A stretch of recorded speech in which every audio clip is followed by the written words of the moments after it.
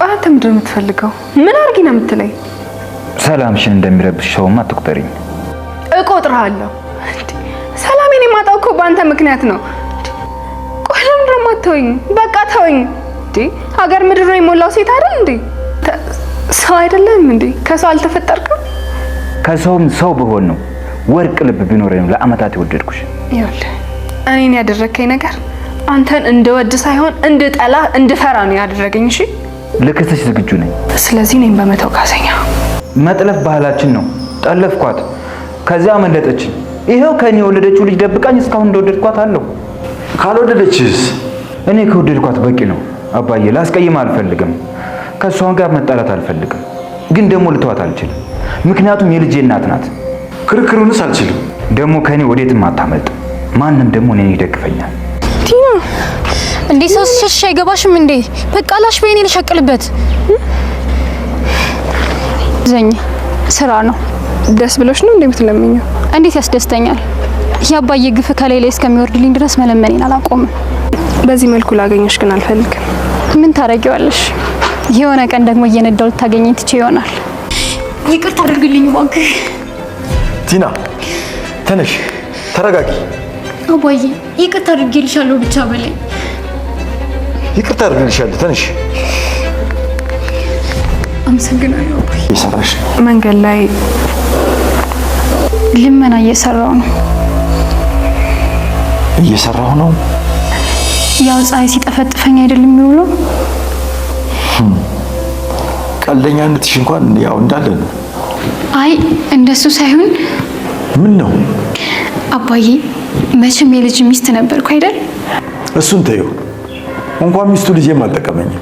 ጥቂት ጊዜ እዚህ ልቆይ። ትሁት የተመስገን ጉዳይ ምንም ሊለቃት አልቻለም ማለት ነው። እንግዲህ ተመስገን አሁን ላይ ተስፋ ሳይቆርጥ በትክክል ያለችበትን ፈልጎ ካገኘ በኋላ በጨዋ መንገድና በሰላማዊ መልኩ እኔና አንቺ አብረን ሆነን ልጃችንን ማሳደግ አለብን ብሎ ቁርጥ አድርጎ ነግሯታል ማለት ነው። እሷ ግን ተወኝ፣ እኔ አንተ ከዚህ በፊት ያደረክብኝ ህይወት አይደለም እንድወደህ እንድጠላህ ነው ያደረገኝ። ስለዚህ ከኔ መራቅ አለብህ እባክህን ብትለውም በፍጹም አሻፈረኝ ብሎ እንግዲህ ቁም ስቅሏን እያሳያትና በትክክልም በሰላምም ወታ እንዳትገባ እያደረጋት ነው ያለው ማለት ነው። የትሁት አጎትም እንግዲህ ሳያስብና ሳይገነዘብ ወደ ቤት አምጥቶት ከትሁት ጋር እንዲያወራ አድርጎታል። ትሁት ግን እሱን ለማውራት ፈቃደኛ አይደለችም። ተመስገን ግን መቼም ቢሆን ሊተዋት እንደማይችልና አይደለም ሀገር ውስጥ ከሀገሩ ውጪ ብትሄድ እንኳን ተከትሎ ፈልጎ እንደሚያገኛት ቃል ገብቷል ማለት ነው። እሷንም በፍርሃት እንድትንቀሳቀስ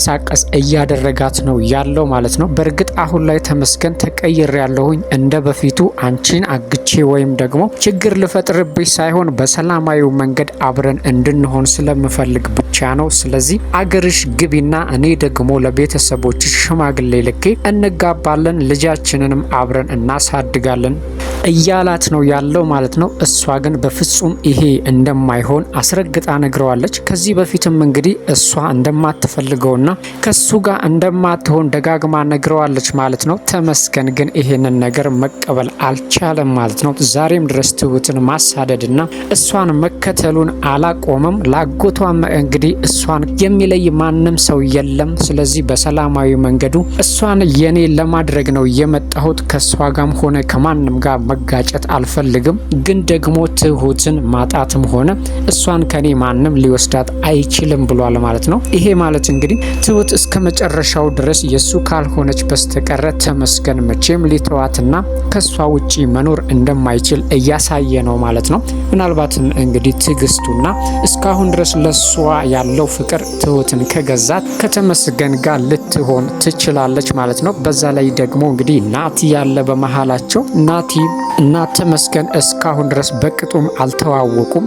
የናቲና የትሁትን ግንኙነት ተመስገንም አላወቀም። እንግዲህ ናቲ በጥቂቱም ቢሆን እንግዲህ ተመስገን ባሏ እንደሆነና የልጇ አባት እንደሆነ ባያቅም ግን ደግሞ አንድ የቅርቧ ሰው እንደሆነ አውቋል ማለት ነው። ናቲ አሁን ላይ ምን ሊያደርግ እንደሚችል ባናቅም ተመስገን ግን ከትሁት ውጪ የትም አልንቀሳቀስም፣ ከሷ ውጪ ህይወትም የለኝም እያለ ነው። ትሁትም እሱን ለመሸሽ እንግዲህ ሌላ አማራጭ ልትጠቀምና ብንብላም ልትጠፋ ትችላለች ማለት ነው።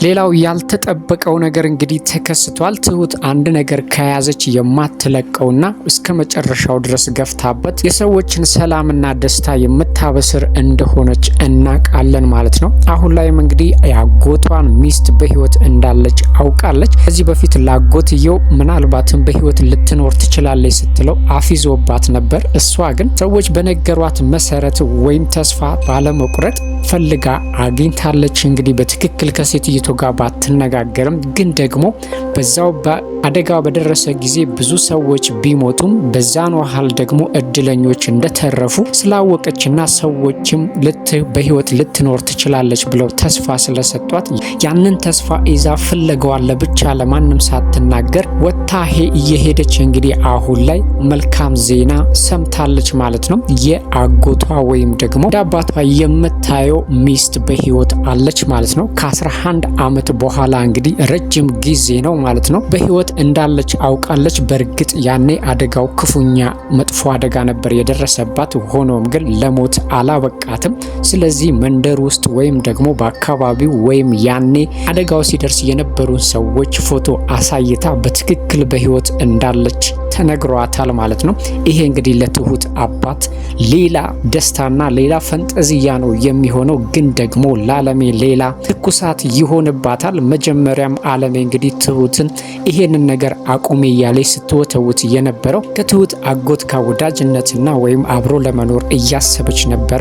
እሱ ደግሞ ሚስቱ የበፊት ሚስቱ ሞታለች የተባለችው ሚስቱ እንግዲህ አይደለም በህይወት እያለች ሞታ ራሱ ፍቅሩ ከውስጡ እንዳልወጣና ዛሬም ድረስ ስለሷ እንደሚያስብ በተደጋጋሚ እየተናገረ ነበር። አሁን ላይ እንግዲህ በህይወት እንደኖረች ሲሰማ ትልቅ ደስታ ነው የሚሆንለት ማለት ነው። ቀብሬ እንኳን አጽሟን ወደ አጠገቤ አድርጌ ወይም ደግሞ በስነ ስርዓት ተቀብራስ ህሊናዬም እፎይ ሳይል ብሎ ሲጨነቅ በህይወት እንዳለች ሲሰማ ደግሞ ትልቅ ደስታ ነው የሚሆንለት።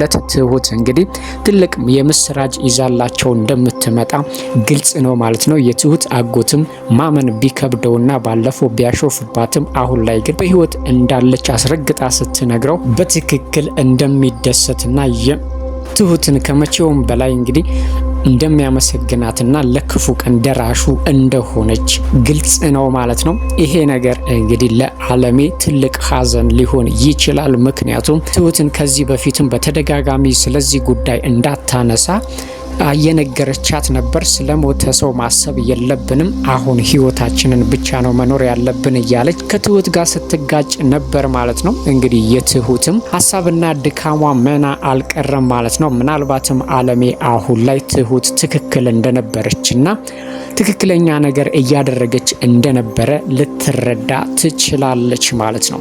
ሌላው ያልተጠበቀው እንግዲህ አሁን ላይ ትመጣለች ወይም ደግሞ በህይወት ትኖራለችም ተብሎ ያልታሰበው ቲና ተከስታለች ማለት ነው። እንግዲህ ከዚህ በፊት ቲና ማለት የትሁት አጎትን ለመግደል ብዙ መከራዎችን ስታይና የልጁ ሚስት ማለትም እንግዲህ ነበረች። አሁን ላይ በጣም ተጎሳቁላና ጎዳና ወጥታ እንደውም ስትለምን ነበረ ትሁት ያገኘቻት ማለት ነው።